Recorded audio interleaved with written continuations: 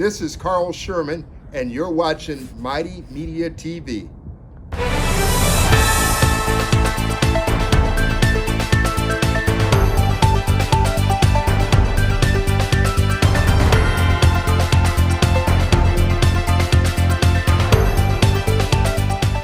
Representative Carl Sherman inside the Mighty Media mobile studio. He's here in Waxahachie today, State Rep. I'm doing well, Pastor Walker. Just excited about the next few months here as we round up to March 5th, Super Tuesday. Yes, sir. Oh, so Super Tuesday. So there are elections going on. Are you running for something? I think I am. Yeah, running for the U.S. Senate. Well, we definitely need a change there. That's for sure. So what is your platform for change? Yeah, this is a time and era in which we have a very divided government and a government that lacks ethics and morals. And I think it's time for a principled, faith-driven leader like myself to run, someone who has experience on the local level as a former city manager, a former mayor, and current state legislator. It's going to take someone who is faith-driven like myself, who's served as a senior pastor for over 16 years. And I think that at the end of the day, we need someone who is willing to fight for all Texans. And that's why I'm running. I'm running because of the issues in regards to needing to expand Medicaid. As a state, as a U.S. Senator, you have tremendous influence in that.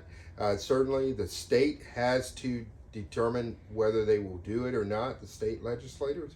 But I think with a U.S. Senator who supports expanding Medicaid to ensure that the hospitals in rural areas can stay in operation, we got a serious problem with $27 billion in uncollected hospital care right now. 27 billion. And we have the most uninsured Americans. They are in Texas. And so we can fix that and do like the other 12 Republican-led states have done, is just forget politics and partisan divisive politics, and let's just do what's right for the people. Also, we've got a crisis at the border that we can't ignore. We've got to address this issue in a humane way and ensure that we've got order at the border. This does not help our economy when we have all these jobs available, but no one to fill them in the areas where we have huge employee shortage for these employers. So those are just some of the issues. Economic development is something I've always been strong on. As a former mayor, I inherited an economy that lost over $250 million. We turned it around. We changed the way we did economic development. We changed the way we did our operations. And so we were able to bring back our economy, and I intend to do the same thing. Michelle and I are excited about this new assignment from God, and we look forward to representing all Texans, whether they are Republican, Democrat, Independent, no matter what their party affiliation or location. Now, one of the things that we're here to talk about briefly, and I'm sure we'll get more into it in there, gun violence. Yeah. What is your proposal to get some of the guns off the street? Yeah, this is something that we and I have been working on for many years, even when it comes to the issue of gun violence as well as gun violence as it relates to police and our citizens.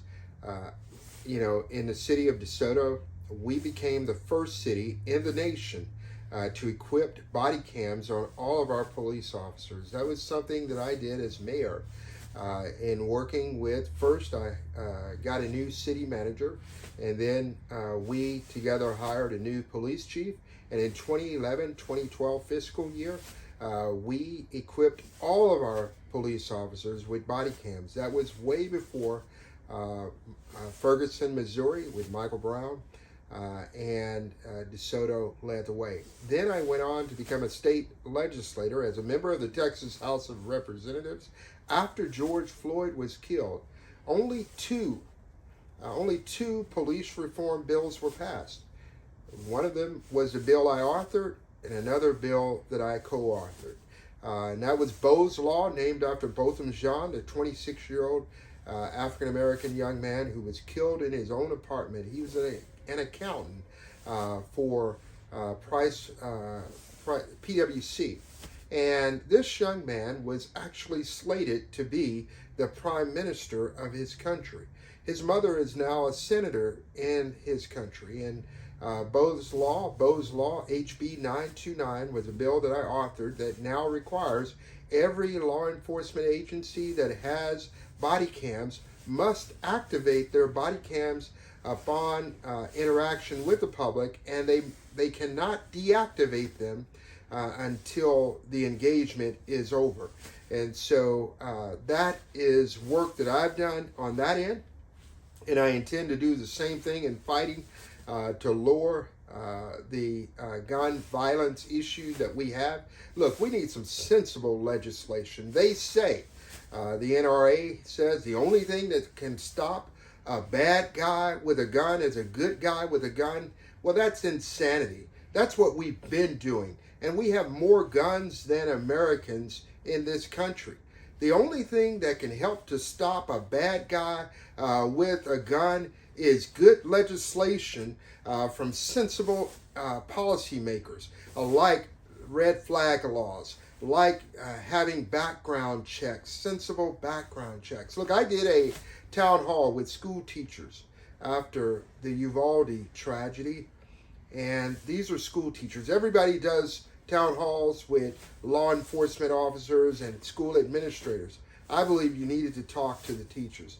And one of the scariest things came from a first grade school teacher in Ellis County, and she said, I realize that we may be training the next shooter because they have to do these active shooter drills, and they have to show them where to hide in order to get a little bit more time for law enforcement to get in there. We've got to have sensible laws to ensure that our people are safer. This only happens in America. We're the only industrialized nation where thousands of people are being killed by firearms. And number one, with children ages 1 to 18 are children. That is the number one cause of death in America, is firearms among children. That shouldn't be. And who are you again? I'm Carl Sherman, and I'm running to be your next U.S. Senator. Thank you. This is Carl Sherman, and you're watching Mighty Media TV.